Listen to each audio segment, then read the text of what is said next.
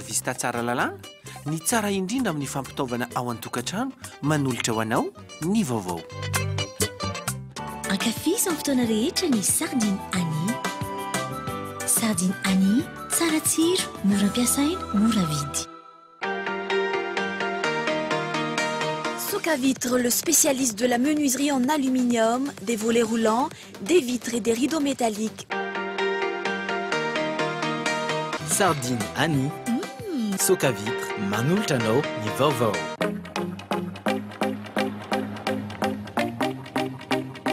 Ny magasin Sharp eo akaiky ny pompier tsara lalàna manolotra anao ny vaovao.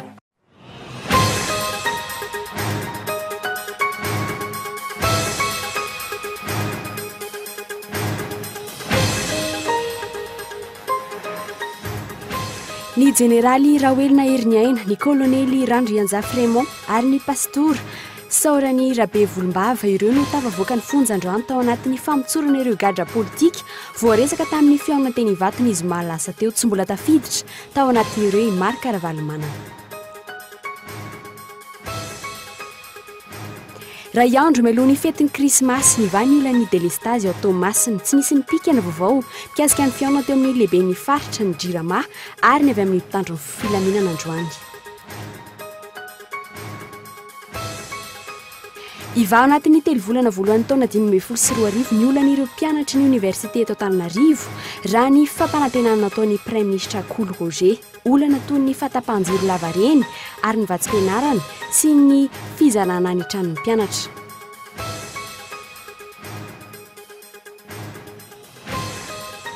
Miparitaka ny fako maloto ny lalina ireo no zava-misy iainan'ny fokotany maro eto an-drenivohitra. Ny finiavan'ny gouvernemanta hanao tolo-dalàna nomezana fahefanan'ny fokotany no vahaolana aingana amahany izany.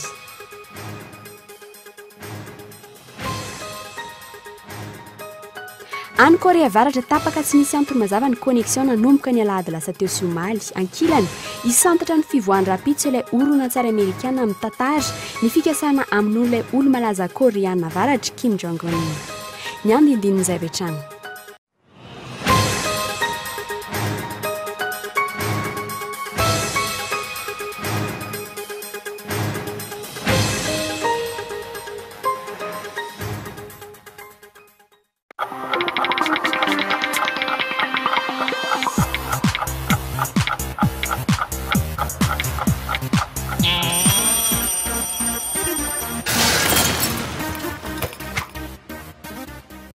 Mettez-vous à jour et choisissez le meilleur de la technologie. Le magasin Saint-Georges Vista vous offre plus que des cadeaux car les prix sont en folie.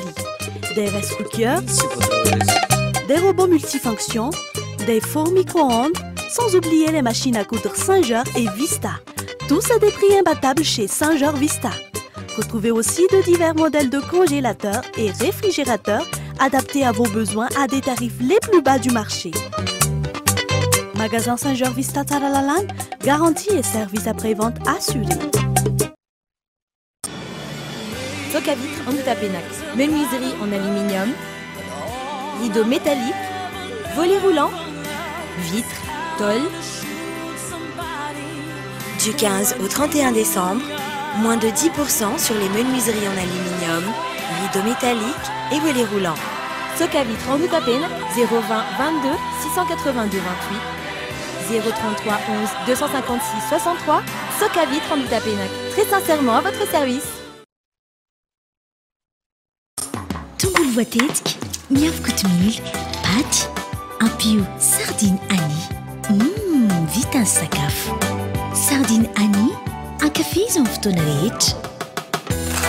Mofo mikarepoka, tetika voatabia. Ampio sardine Annie. Vita ny sandwich. Ankafiziny amin'ny fotoana rehetra ny sardine Annie. Sardine Annie, tsara tsiro, mora ampiasaina, mora vidy.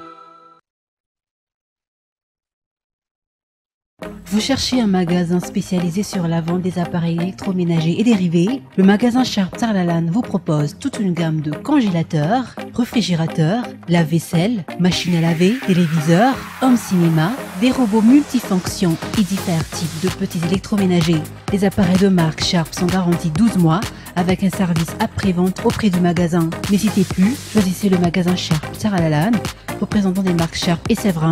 Sharp Tsaralalan, à côté Pompier, Sharp, une vie équipée.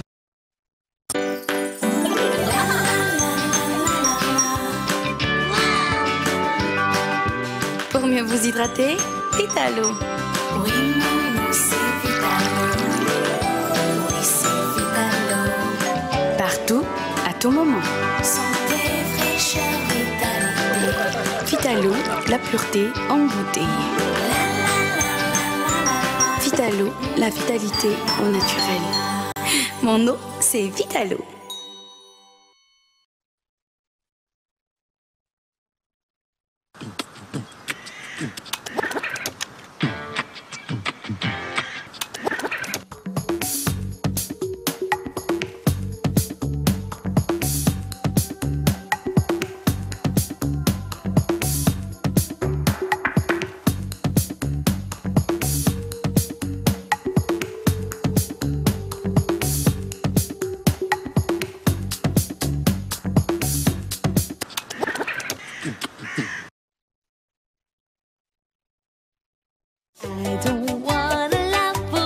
Bonjour G. Salut G. Souviens G fahita. Ndao aky mba hiaraka? Andao ary.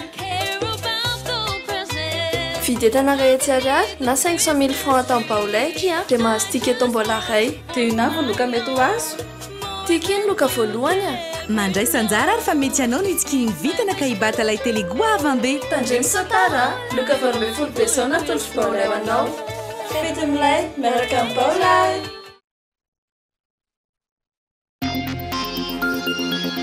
Une grande promotion pour tous les clients chez Leftmate pendant la fête de Noël et le Nouvel An.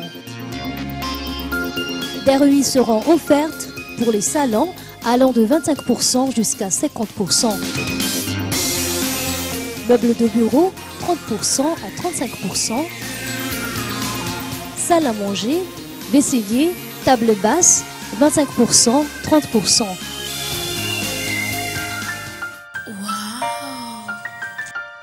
Des cadeaux surprises attendent les clients pendant cette promotion.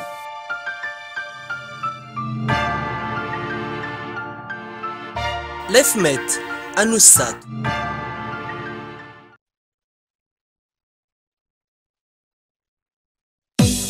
Efa fety sahady eo amin'ny galerie sivy ary arao tiaro ny fihenam-bidy. Misy ireo entana manaraka ny teknôlôjia avo lenta, alarme sy vidéosurveillance, ordinateur portable, imprimante, consommable informatique, tablette, téléphone naïka farany, fahitalavitra, appareil photo sy caméra, ampli baffle sy izay rehetra mety électroménager. Aza mandeha lavitra tsony, tokana ny safidiko galerie sivy, malagasy mivoatra. Ampitany Central Hotel, Tsaralalana.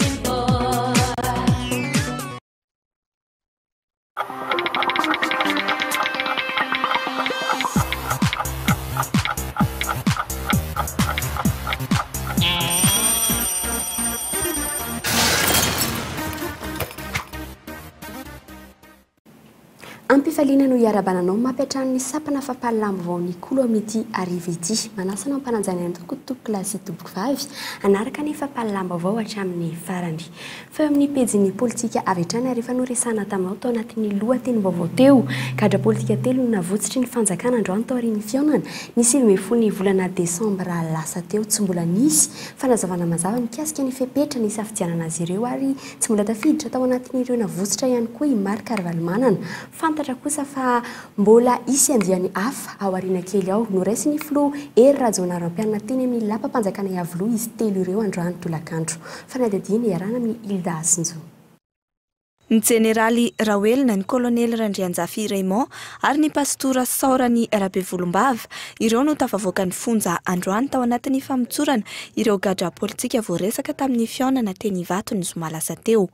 Tsy mbola tafiditra tao anatin'ireo i Marc Arvalmanana nanambara kosa nefa ny filoha Hery Rajaonarimampianina fa avoaka avokoa ireo gadra politika rehetra eto Madagasikara.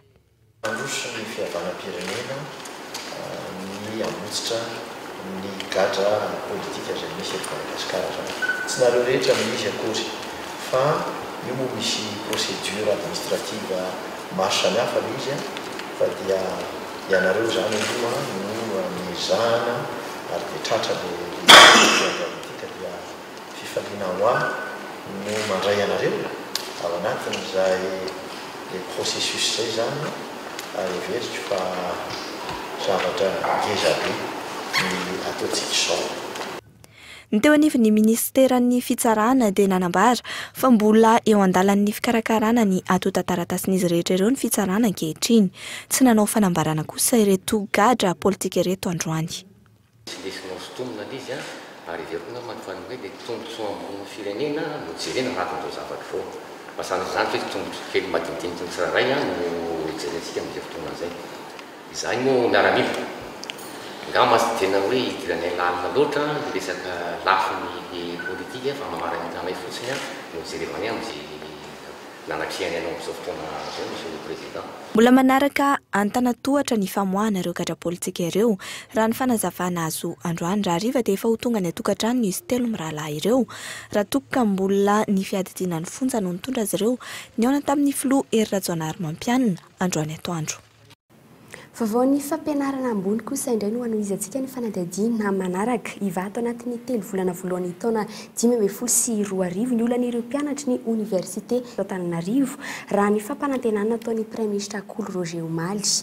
Iny mpianatra moa izay teny Ambohisaina sy ireo teny Vodivorona izay napiakapeo tamin'ny olana sedrain'izy ireo toy ny olan'ny Delestazy ny resaka vatsy-pianarana ny fizarana tranon'ny mpianatra Omaly no nandray ny solotenan'ireo mpianatra ireo ny Premier Ministre Coly Roger. Erina Rabary. Ratsaivy efa nanomboka ny taona 2024 no nanao fitakinany amin'ny tokony ampiakarana ny 100 isanjato ny vatsy-pianarana raisin'izy ireo ny mpianatra ny Université n'Antananarivo. 10 isanjato ihany anefa no fampiakarana ny men'ny fanjakana izany hoe raha 2 alina ariary ny raisin'ireo mpianatra taona voalohany niakatra 2 arivo sy 2 alina ariary izany fiakarana izay tsy ampy raha ny nambaran'ireo mpianatra ireo. Eo ihany koa ny resaka delestage izay maharitra ora enina isan'andro eny amin'ireo tranon'ny mpianatra. Toy izany ihany koa ny resaka famatsiana rano fisotro madio tsy zarizary. Itsikilan'izay tsy mbola voazara ireo trano vaovao natokana ho an'ny mpianatra ary takin'izy ireo ihany koa nanaovana mangarahara amin'ny fizarana izany. Le zavatra tena nangatanay zany dia ao ny resaka fampianarana moa zany dia tsy adinona amin'ity basculement système LMDT dia io ny fampitaovana ny rehetrarehetra zany dia angatanay dia ao koa manarak'izay ny resaka bourse tsy adinontsika raha malala ny zava-misy eny dia mba ny fandoavana azy ara-dalàna ary ny fangatahana ny fisondrotan'ny taux à 100%. Iny moa izay efa akasitrahana ny ramatoa ministra ny fampianarana ambony fa manao ny ezaka apetin'ny rehetrarehetra izany. Rehefa nahazo kiana maromaro avy amin'ireo vondrikery samihafa sy ny fanehitra tamin'ireo mpianatra teny Ankatso ny herinandro lasa teo ny Premier Ministre dia nilaza fa amay izany olana izany ao anatin'ny fotoana fohy. Nambarany ihany koa fa ampiasa ireo tambazotra ny ivelany ny tenany raha tsy araky ny fanjakana ny namaly ny fangatahan'ny mpianatra izany. Raha ohatra ka mahita lalana dia za tsy mijanona amin'ny lalana anankiray ihany fa mitady lalana betsaka eo anatin'ireo lalana avy any ivelany satria mba manana réseau maromaro ihany ary mbola ho jerentsika eo ahoana ny fomba miaraka amin'ny ministre ny enseignement supérieur koa hoe mba hitatsika eo ny fomba hitondrana ny baolina mba ahafahantsika azy mampitrany amin'ny file. Dingana vita aloha izany ity nisy teo amin'ny mpianatra sy ny fanjakana malagasy ity. Ny fanontaniana mipetraka dia hoe tsy azo natao taloloha ve izao fifampiresahana izao mba nosoroana ireo olana samihafa raha vita ary ny an'ny mpianatra Ankatso Vodivorona aiza kosa ny momba ireo université hafa any amin'ny faritra. Anto masina tsy nisy nipikatra amin'ny ariva teo ny vaovao mikasika ny fiaonana teo amin'ny lehibe ny faritra ny tompony rehetra avy amin'ny orinasa Jirama ary avy amin'ny mpitandron'ny filaminana ny fankilan'izay dia niatony fihetsiketsehan'ny mponina noho ny fahatapanjiro lavareny niverina amin'ny loniny ny jiro nanomboka ao Maliana ka hatramin'ny ariva teo mbola somary ambany aza moa ny tension-jiro raha ny vaovao nampitaina avy any antoerana nanamafy kosa ny mponina fa vonona noho ny hetsika raha misy ny fiovana tampoka. Feo amin'ny pejiny toe-karena kosa indray fanafanana NID na marché interbancaire de devise amin'ny alalan'ny fanafanana didim-panjakana 4.4 tsipika raika amin'ny 3.7 tamin'ny 7 Jolay 4.4 fametrahana fifanakalozana vola vahiny tsy miovaova ary fampiakarana 100 isanjato ny sandany vola ariary ireo no nambaran'ny fikambanana FMI malagasy fa vahaolana amin'ny fahantrana misy eto Madagasikara ankehitriny. Vahaolana izay raha nambaran'izy ireo dia ampidina hatrany amin'ny 10 isanjato ny vidim-pianana eto amintsika ato anatin'ny 4 ora. Fanampanazavana. tsy fanaovana orinasa aloha so miovaolana eto fa miofa efa mividy malagasy fa mezana fa efa mividy malagasy anatin'ny ray andro azo aentina sasany fahatrano dia tsy misy afa-tsy ny foanana mihidy na marché interbancaire de devise dia akarina zato anaty ny vola malagasy ao anatin'ny 24 heures mitombo avroeny ny fa efa mividy malagasy. Tsy ilana vola ny fampiarana ireo fepetra ireo raha nambaran'izy ireo hatrany fa amin'ny alalan'ny didim-panjakana avy amin'ireo mpitondra ihany ny mampametra-panontaniana dia ny hoe amin'ny fomba ahoana no atongavana amin'izany ankehitriny raha ireo filoha rehetra ny fandimby teo azy dia tsy navita izany anaiky izany ihany koa ve ireo mpamatsy vola mahazatra. Fa amin'ny pejin'ny sosialy kosa indray fifankatiavana sy fifandraisana izay no mahafehy ny fomba fifampitondrana eo amin'ny olona sahirana sy ny fikambanan'ny tanora iray. Tamin'ny fifampizarana sakafo niraisana ho an'ny Noely no nanamariana ny fety ho azy ireo androany tetsy amin'ny ESK Antanimena. Fanadihadiana rehetrany. Tanora mivavaka mivondrona ho fanampiana ny namany.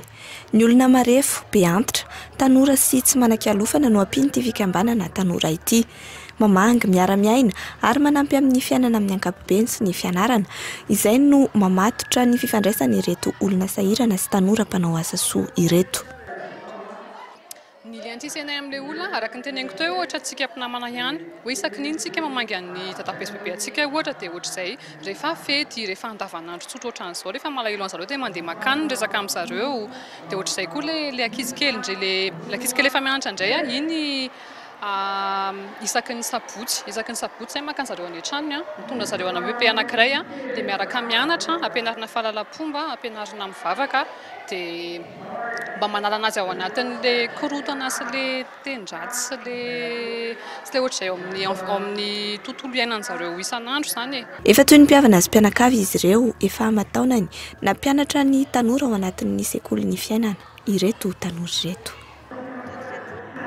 Miarapa olona dia raha mantingana olona dia manao azafady dia raha mamoaka rivotra dia manao azafady. Androany nanolotra sakafo ho fanamariana ny Noely ho an'ireo ny namany ireo mpikambana amin'ity fikambanana ity zaza tanora ary be antitra 20 no voakasika izany. Izy ity zany dia repas de Noël izay iarahanay amin'ireo olona sahirana namanay izay mifanerasera aminay mandavan-taona. Dia ity repas de Noël ity isaky ny 24 décembre no fanaovanay anazy atao amin'ny cafétéria ESK. Dia ity repas de Noël 2014 ity zany dia efa 440 amin'ny karakarainay. Vola mahery ny iray tapitrisary ary nangonina tamin'ny alalan'ny tsipaipaika sy fanaovana hetsika ary fanampiany malala tanana no nanaovana izao sakafo izao. Tao anatin'ny lanonana tanteraka no nizoran'ny fotoana naneho ny talentany ihany koa ireo tanora sahirana. Amin'izao akatoko ny fety izao dia ifanana ny fizarana fanomezana eto andrenivohitra samy nanao izany avokoa na ny teny anivon'ny orinasa tsy miankina na ny teny amin'ny minisera tsirairay na ireo avy amin'ny androm-panjakana fotony toy ny vokotany fitaovana fampiasa amin'ny andavanandro ho an'ny isa-tokantrano kilalao sy vatomamy kosa ho an'ny ankizy fanampim-pitaovana hoenty miasa kosa ho an'ny ministera sasany fanadihadiana. Tsy maintsy anokanana teti-bola ny asa sosialy na dia sahirankirana aza ny fokotany amin'ny fampandehanan-drara isan-karazany. Ho an'ny fokotany Masinandriana, zaza sy ankizy miisa 700 no nizarana kilalao amin'izao fetiny Noely izao. Ireto fanomezana ireto tolo-tanana avy amin'ireo mpiara-miasa vahiny monina eny amin'ny manodidina ny fokotany ary koa ireo malala tanana. Saika zavatra mivaingana ny fanomezana nozarain'ireo tompona andraikitra isa-tsokajiny ho an'ireo mpiara-miasa be antitra sy mponina teto andrenivohitra. Ny teny amin'ny boriboritany faharoa kosa be antitra 50 avy amin'ireo fokotany 420 no nomena solom-body akoho avy amin'ny solombavam-bahoaka Lanto Rakotomanga. Mbola nasehatra ihany koa ny ankizy teto fanomezana kilalao sy vatomamy ho an'ireo ankizy 500. Nanatrika ny fotoana fifampizarana fifaliana ihany koa ny ministry ny raharaham-bahiny teny anivon'ny ministera iandreketany. Fotoana nanararaotany nanolotra fanampitaovana hoenty miasa ho an'ireo mpiasa solosaina 520, solosaina finday 10 ary milina fanotana 520. Vary 520 kilao isaky ny mpiasa izany hoe mitotaly 7 taona raha ho an'ireo mpiasa misa 200. Ny zanaky ny mpiasa kosa no tolorana kilalao rehefa avy niara-nikorana tamin'ny lalao tsy anjery irary ity.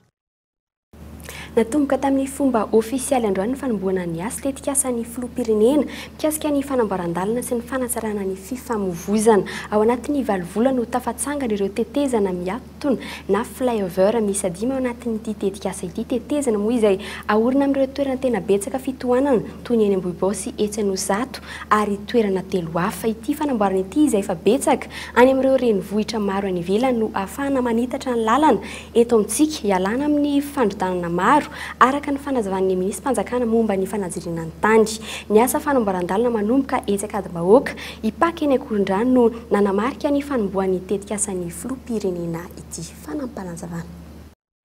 Zao zavatra hitantsika reto zao zany a efa ny fanarahana ary tsy nanao an'izao zareo raha tsy nanaiky ny fiadidina tanàna Antananarivo ny amreo satria izay ihany koa no manome ny autorisation sy zavatra maro misy koa ny fandaminana amreo le lalana ho alebiazina mantsy dia misy ny toerana tsy maintsy alain'ny fanjakana dia ny fandaminana amin'ireny zany a ny tany izay ao alain'ny fanjakana na tsy maintsy ny commune urbaine Antananarivo no miara-manao azy amin'zareo fa tsy vitan'ny ministera reny. Miandrandra fanampiana avy amin'ireo malala-tanana avokoa ny mponina sahirana amin'izao akatoko ny fety izao omaly fianakaviana 500 avy amin'ny fokontany 3 no nahazo fanampiana avy amin'ny fikamban'ireo malagasy monany Gabon sy ny fianakaviana mpanao asa soa eto an-toerana sakafo sy kojakoja fampiasa amin'ny andavanandrom-piainana ary fitafy no zaraina ho azy ireo fanampanazavana. Tanty indray mitoraka ity zany zay dia niara-ny asa tamin'ireo malagasy mponina sy mitoetra any Gabon izany izay niterem-panahy mihitsy a mba hanampy anay zany amin'ny fanorona zavatra mahafinaritra ao ny akanjo ao koa ny PPN zany zay manampy ny vahoaka amin'izao androm-pety izao izany. Eto zany dia tsindrika manao koa ny isa-taona zay dia manao ohatran'ity fa tan'ity somary nitatra kokoa izy satria fokotany anaky 3 zany no nanaovana dia fokotany abitetaka dia tsara fasika ary namena itosy izany. Ivitoerana 3 mpitaiza zazak'ambotsy sahirana eto an-drenivohitra no naharesana fitarainana mikasika ny trangany fanolananjaza nanomboka ny volana novambra lasa teo tompony andraikitra teny anivon'ireo ivitoerana ihany no navandoza ary efa miroso amin'ny fanadihadiana amin'ny ministeran'ny mponina amin'izao fotoana izao andray fepetra ny komity pirenena misahana ny fiarovana ny zon'ny ankizy tsy maintsy isy ny famitorana any anjana izay tena tompona antoka ary koa amaizana aorian'izay Oliva Antriniala. Tompona andraikitra iray tao amin'ilay ivitoerana fandraisana zazak'ambotsy sy sahirana eto an-drenivohitra no nahavita fietsika mamofady tamin'ny zaza maromaro taizany. 2 volana lasa izay niroso tamin'ny fanadihadiana avy hatrany ireo eo anivon'ny ministeran'ny mponina ary efeny amin'ny fitsarana ny raharaha amin'izao fotoana izao. Tsy maintsy isy famitorana satria rehefa misy mitrangan-javatra ohatran'ireny dia tsy maintsy fantarana hoe iza ny tompona antoka, iza no nahatonga an'ilay hevitra dia iza nanatanteraka azy dia arakaraka an'izay ny famaizana tokony ho atao satria tsika tsy maintsy tonga hatrany amin'ny fanenjena sy ny famaizana fa tsy azo jerem-potsiny ireny trangan-javatra mamoetra ireny. Ankoatra io, ivitoerana 2 hafa no efa nandrenesana resaka mikasika io tranga io hatrany. Ny iray amin'ireo tsy mbola mijoro ara-dalàna sy ara-panjakana fa nitsokosoko ary tsy maintsy andraisana fepetra ihany koa ny fanakatonana izany. Zaza sy ankizy miisa 20 nefa nitaizainao ka tsy afaka mirotoroto amin'ny fanakatonana ny ministera noho ny tsy fisiany toerana azo amindrany ireo zaza ireo. Iza no andray an-tanana ireo ankizy 20 ireo raha ohatra ka ho akatona le centre ny fomba fatao moa matetika dia hoe afindrany amin'ny centre hafa nefa no nitrangan-javatra eto amintsika betsaka ny olona sahirana sy ny ohatr'izay efa feno dia feno ihany koa indraindray efa mihoatra ny tokony ho raisina ny any amin'ny centre hafa dia nefa ny centre io misy ny trano misy ny fitaovana ahafahana mandray an'ilay ankizy dia ny fametrahana olona azo antoka izay etoan'ny ministera zany no fipetrany raisina hatreto aloha. Kominina 500 manerana ny nosy no efa hijoroany tambazotra fiarovana ny ankizy sy ny zaza. Ny zava-misy anefa mbola mitoy ny asa toy ny fanolanan-jaza maro amin'ny toerana samihafa fa kanan-kery ny zaza, fampiasana zaza tsy ampy-taona, herisetra atao amin'ny zaza. Inona no ataon'ireo tompona andraikitra ireo? Vao tsy ela kory izay no nolaniana teny amin'ny antelimera-pirenena ny lalàna mikasika ny fanondranan'olona, tafiditra tao anatin'izay ny fiarovana ny zon'ny ankizy. Maika fotsiny ve ny fanjakana amin'ny famoronana ireny lalàna ireny? Teto, efa nilaza izy ireo fa hampiatra izany, andrasana indray araka izany izay tena asa firitsahana. tsy voafen'ny fokotany ny fahadiovana sy ny fanangonana ny fako anton'izay dia miankina amin'ny komina izy ireo amin'ny fanapa-kevitra rehetra ny tsy fampian'ny finiavana ireo tompona ndraikitra ny sakana tsy ahafahan'ny fokotany mitondra fampandrosoana fa ankoatra izay dia miaina amin'ny trosan'ny fokotany eto andrenivohitra ankehitriny. Lili Rabiata. Miparitaka ny fako maloto ny lalana. Ireo ny zava-misy iainan'ny fokotany maro eto andrenivohitra. Tsy lara-pahamehana hatrany ny fokotany manoloana ireo rafitra miay azy. Miaingy amin'ny komina ny fandaminana ny vola sy ny asa atao amin'ny fokotany. Antony tsy ahafahany manatanteraka araka ny tokony ho izy ny asany amin'ny fotoana ilana azy. Azo lazaina hoe ampy fa ny ento manodina zany no tsy ampy dia ny resaka arabola. Satria fitaovana eo fa misy ihany ny resaka arabola zany mba tokony ilaina mpanodinana izay fanadiovana izay. Hoe andovana karama ny mpiasa ve sa andovana karama mo anampiana ihany koa ireo mpiasa zany. Anampiana ireo mpiasa satria eto aminay zao sekteur efatra dia efatra fotsiny ireo mpanadio.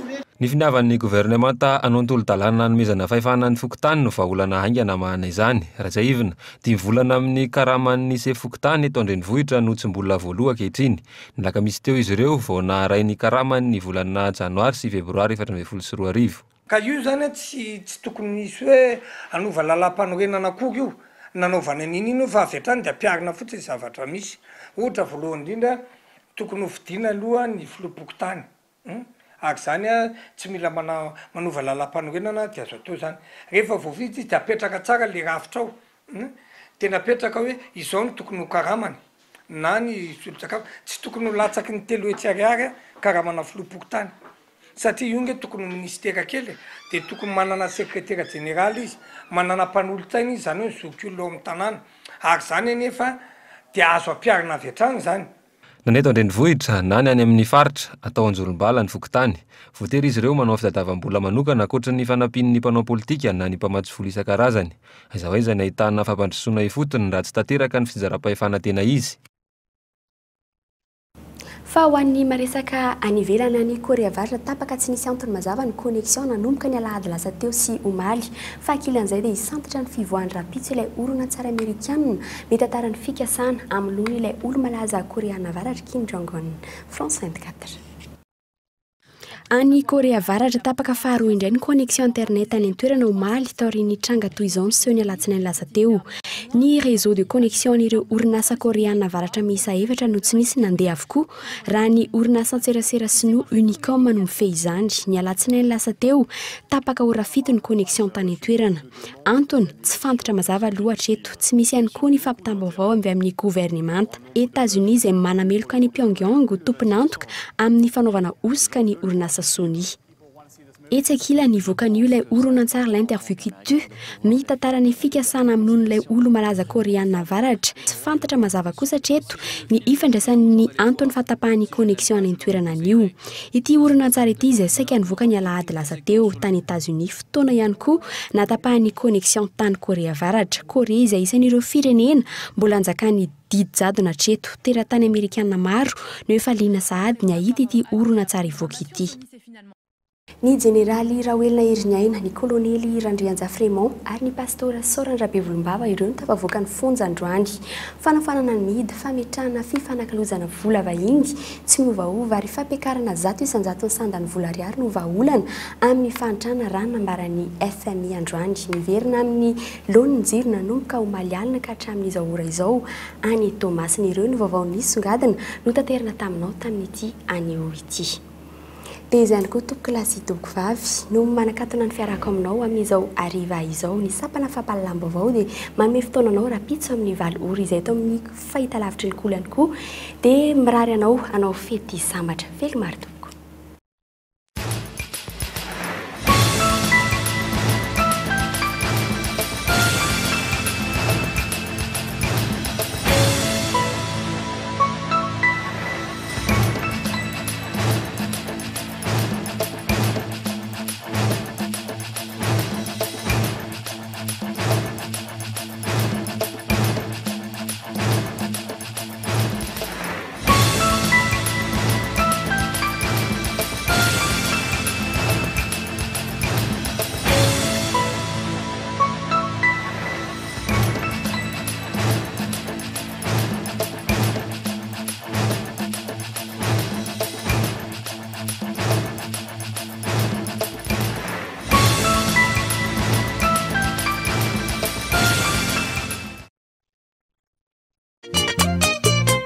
fampalalam-baovao teto amin'ny Cool TV dia niarahanao tamin'ny magasin Saint-Georges Vista Tsaralalàna. Ankafisa amin'ny fotoana rehetra ny sardine Annie. Sardine Annie, tsara tsiro, mora ampiasaina, mora vidy. Socavitre, le spécialiste de la menuiserie en aluminium, des volets roulants, des vitres et des rideaux métalliques. Sardine Annie, Socavitre.